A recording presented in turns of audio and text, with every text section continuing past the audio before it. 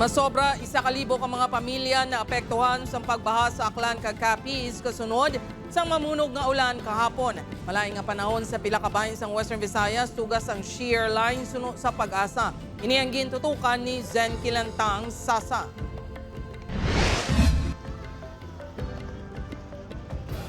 Naeksperyensyahan ang mabaskog nga ulan sang weekend sa pila ka bahin sang Capiz nga nagresulta sang pagbaha. Sa Rojas City makita sa video nga tagatuhod ang baha, rason nga nabudlayan sa paglabay ang mga salakyan. Apang amat-amat naman nga nagsubside ang tubig suno sa CDRRMO.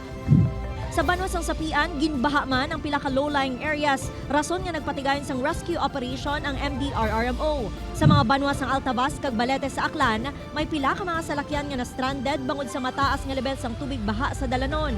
Sa Kalibo, ginbaha man ang mayor nga mga dalanon. Bangod sa malaing nga tiyempo, pila ka lugar sa Aklan ang temporaryo nga nadulaan sang supply sang kuryente. Base sa natipon nga report sang RDRRMC6, apektado ang banwa sa Altavaz, Lezo, New Washington kag Tangalan sa Aklan, samtang ang Ibisan sa Capiz ang apektado man.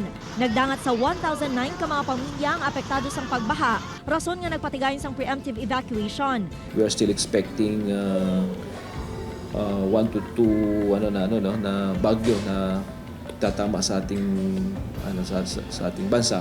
So we are still reminding our community, yung ating especially mga LGUs natin to really to be vigilant.